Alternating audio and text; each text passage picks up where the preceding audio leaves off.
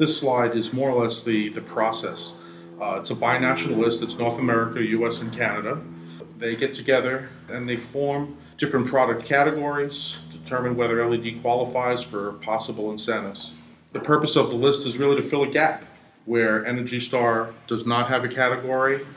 DLC focuses on those categories, and when and if Energy Star comes up with categories at that point, and I would assume Energy Star would maintain the high standards of DLC, at that point utilities will probably use the Energy Star and no sense in redundancy.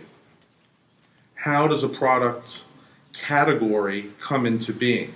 Well, I'm not going to read to you verbatim here, but basically it's very well thought out, it's straightforward, it's a transparent process, it's a logical process.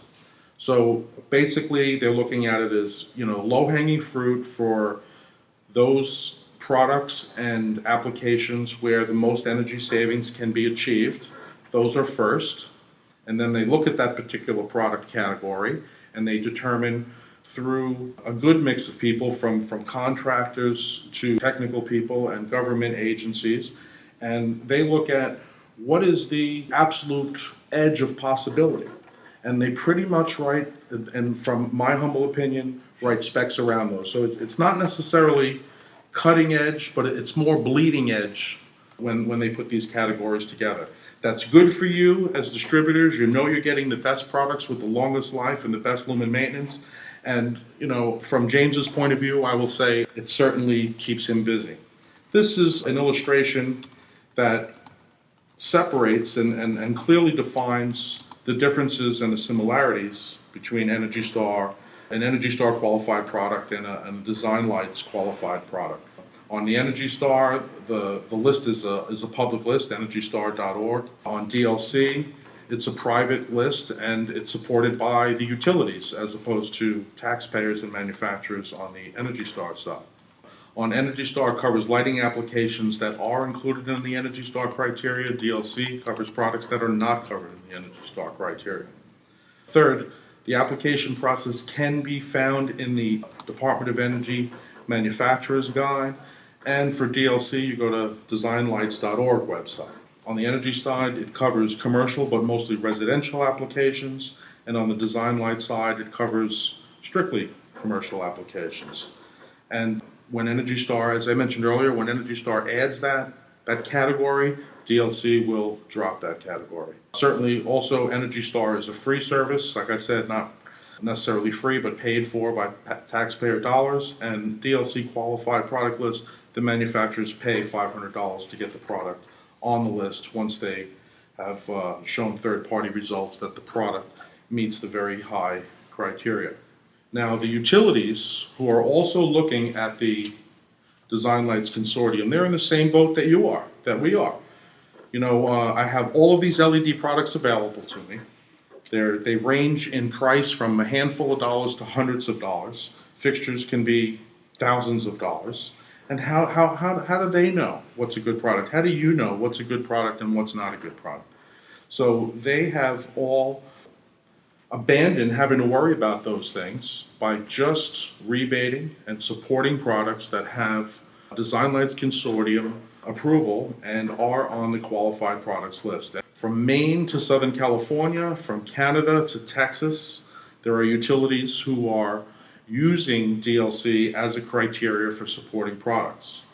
Now, for those few of you who are in the gray area of the map where DLC hasn't, or at least as of August, hadn't had any connections with the utility, that is changing. There's over 30 utilities, as I understand it now, and growing. And even if there are no utility rebates, if there are no incentives whatsoever, what DLC certified means to you and your customers is the top of the line best products that are available at the moment. So it's a way for you to just separate products that you should offer to your customers versus those products that are questionable, that there's no real backup. For more information about DesignLights Consortium, visit DesignLightConsortium.org. I think that as a distributor, it is very important to you to understand how these product specifications are pulled together. You need to Give yourself the confidence that these products are the best products versus some of the options that you have available to you. Any specific questions you have about MaxLite products, our designs, how we meet the DesignLights Consortium criteria, feel free to shoot at us right now, and if we have time, James will answer immediately, otherwise we'll get back to you quick. And if you have any questions about DesignLights Consortium, the future plans, when they might be moving into your territory, feel free to shoot your question to Mr. John Lynn right now. I want to take the time while you are all putting your questions together to thank John and James for joining us today, and to thank the DesignLights Consortium group and the NEEP, the NEEP organization, for filling this gap that was really needed to go forward with LEDs. And thanks to DesignLights Consortium, the confidence in these products is earned, and there's a bar that is very high but achievable.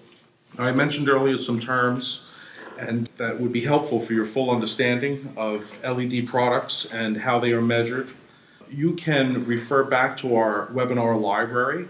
In this case, I would recommend LED Fundamentals from March 2010 to learn more about the terms and the things that you should be looking out for in your decision-making process and purchasing LEDs for your customers, as well as many other subjects. If you miss our webinars live, the webinar library is updated always within a few days of the live viewing. We'll keep our webinar open for another 10 minutes or so for you to have your questions shot at John, James, or I. Any questions you might have that we can't handle, we will find the appropriate people and get back to you. Following this webinar, you will all receive a copy of this presentation, as well as a copy of the DLC presentation from August, and a full list of questions with the answers. Just for joining us today, the questions and answers will be sent to you, not just those who asked the questions. Thank you all for your time. We know that your time is valuable, and we are trying to contribute to your bottom line with this information. As always, we appreciate your attention.